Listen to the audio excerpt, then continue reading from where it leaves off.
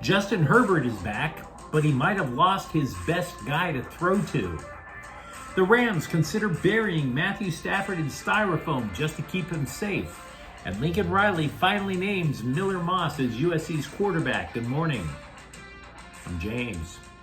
This is your daily dose of sports and snark for the greatest sports city in the world, Los Angeles. This is the faithful Angelenos Morning Report. It is August 20th, 2024. I am in the septic tank of Western civilization, Northern California. It is the opposite of all that is cool, the opposite of all that is worthwhile. In other words, the opposite of LA sports. And if you like being in the know about LA sports, clickety-clack the like button. Clickety-clack the subscribe button. There's a notification bell. Hit that. It lets you know when we drop new content. Sharing is caring. Let people know we exist, and by all means comment. And we've got a lot to get through today. So before we go through the news and notes, a look at the scoreboard. Dodgers 3, Seattle 0. Welcome back, Max Muncy. 2-run home run in his return from 3 months on the injured list. Gavin Stone pitches 7 shutout innings, strikes out 10. Dodgers lead the division by 3. Meanwhile, today, Seattle's playing the Dodgers again at 7. Walker Buehler is 1-4 with an ERA of 5.58. Bryce Miller is 9-7 with a 3.29 ERA. The Sparks are at Connecticut. The game is at 4, and the further that team gets away from us all, the better. What do you say we get to the news? Justin Herbert returned to practice for the first time since July on Monday. That'll give him about 20 days to digest enough of the playbook before the season opener against the Raiders. Herbert was limited to just 7 on 7 drills. And Jim Harbaugh said he heard the voices of angels while practice was going on because he is weird. And coach football, don't get me wrong, but I think at some point we are all going to have to be real with ourselves. Jim Harbaugh is a weird guy. And I'm not saying that you can't hear the voices of angels. I go to church. But if I'm going to believe Jim Harbaugh, then clearly all these years I've had it wrong. I have yet to hear the voices of angels when I go to church. Matter of fact, it's quite often the opposite. You always have that one old lady in the choir who is just enough off key to ruin every song.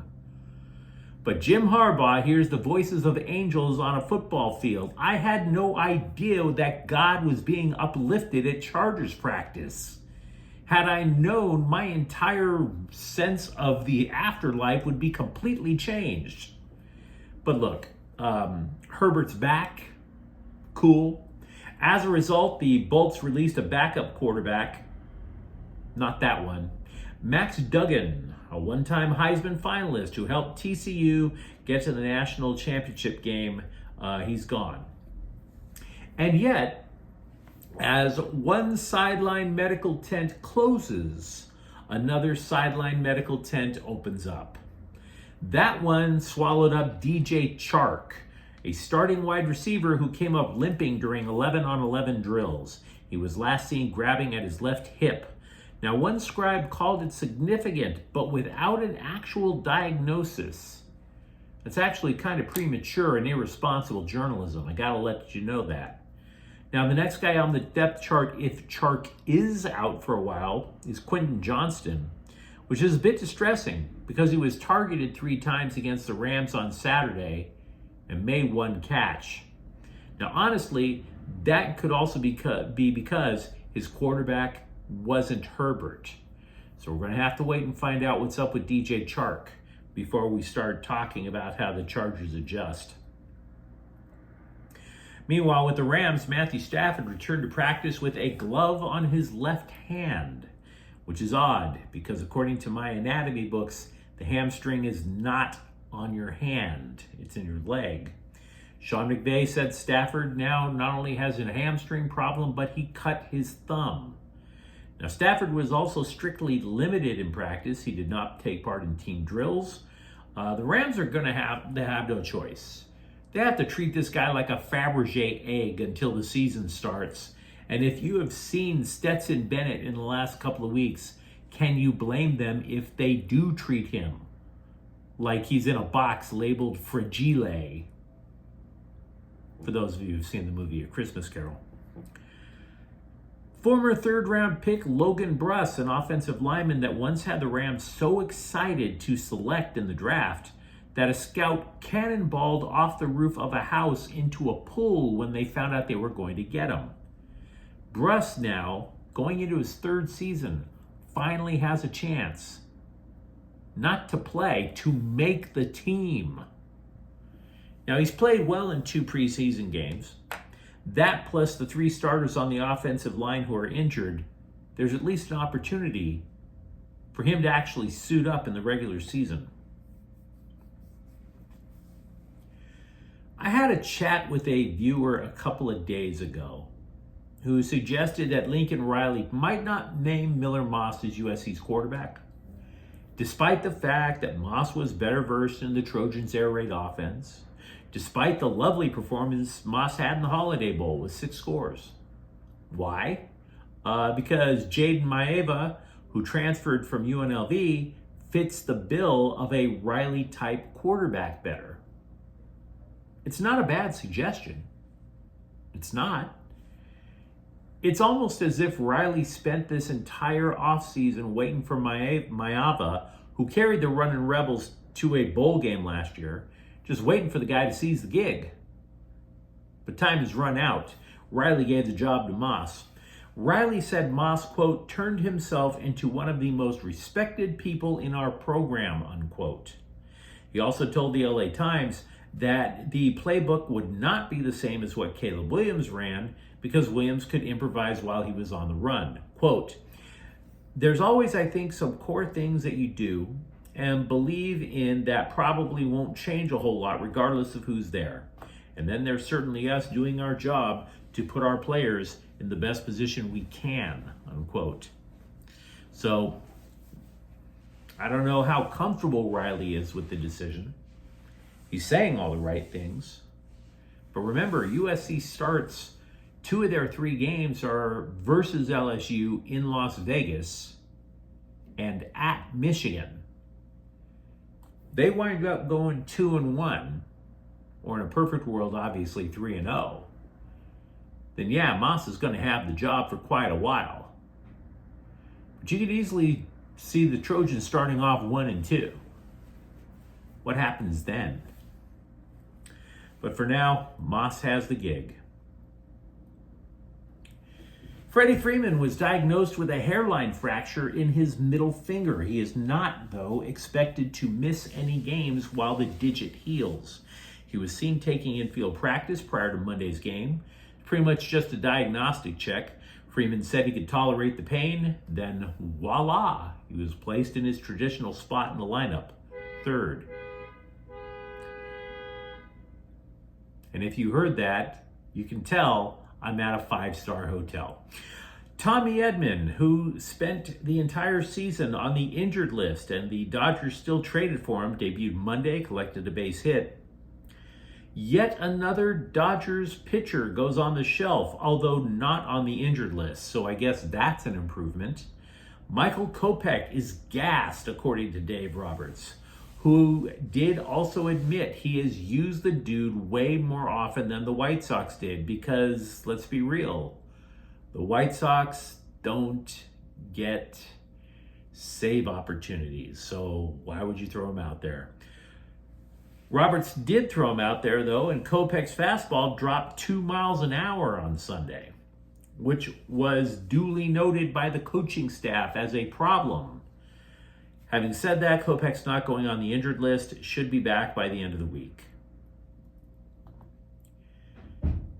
Derica Hamby plays for the LA Sparks because she claims she was subject to, quote, repeated acts of intimidation, discrimination, and retaliation, unquote, from her former team, the Las Vegas Aces, after she got pregnant. And as a result of said alleged intimidation, discrimination, and retaliation, the Aces traded her to the Sparks. Says so in the federal suit that she filed. We had talked about this case before here on this channel. Well, Aces coach Becky Hammon discussed the suit with the Scribes.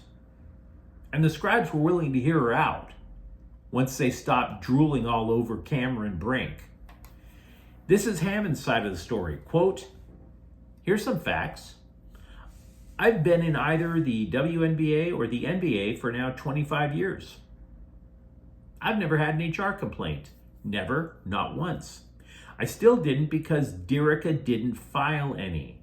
She didn't file with the Players Union. She didn't file with the WNBA. It's also factual that nobody made a call about trading her until Atlanta called us. So it just didn't happen. The bullying, I spoke with her every day. If she wanted to practice, she practiced. If she didn't, she didn't. Over the top care, unquote. And having said all that, guys, I am just going to let the courts figure it out. Not my cup of tea to discuss. Marco Royce was introduced to the scribes by the Galaxy front office. Greg Vanney was beside himself with joy, which I don't think I've ever seen him show before.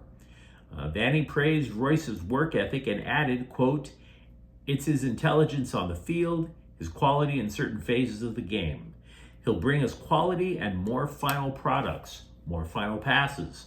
I just saw him on his own hitting set pieces today, and I think it was 5 out of 6 are up in the upper corner. I don't think we've scored on one of those in years, unquote. As for Royce, they asked him about what Germans think of American soccer. He said that MLS is not particularly popular in Germany. This you can read in his new book, Keine Scheiße, Klaus. Feel free to look that up on Google Translate, by the way. I have an IRA, some stocks, decent job. I would be lying if I claimed that I knew high finance. And because I don't know high finance, I keep wondering how the hell Angel City FC became the most valuable women's sports franchise in the entire world. They are allegedly worth $250 million, a $70 million increase from their valuation last year. If you're saying, well, they must make a ton of money, I suppose. They make about $30 million a year, but that is not profit, by the way. It's not. And by the way, that $30 million, I mean, look, it's true that valuations of a team are not easy to quantify. When some of the original owners of Angel City were unhappy with the expenses going out and they wanted to bail on the team, there were multiple bidders wanting in. Now you can see how that would lead to a bidding war, which would drive up the value of the team, would it not? And of course, the NWSL has new media rights deals in place for extra revenue. But I'd love to find out if any of you guys know anything about this kind of stuff. Because no other franchise comes close to Angel City, and Angel City has played one playoff game in their entire existence. This is not the New York Yankees or the Los Angeles Lakers of women's soccer. And they're the most valuable team for women's sports on the globe. You let me know what you think in the comments thread about that. Not only that, let me know what you think about Justin Herbert coming back or Matthew Stafford. If you're a Trojans fan, are you optimistic about Miller Moss? And if you enjoyed the content, don't forget to subscribe to Faithful Angelenos. We talk LA sports here every single day. Thank you for watching. I'm James. We'll be back tomorrow. Faithful Angelenos is a Kian Cortel Queso production. Take care.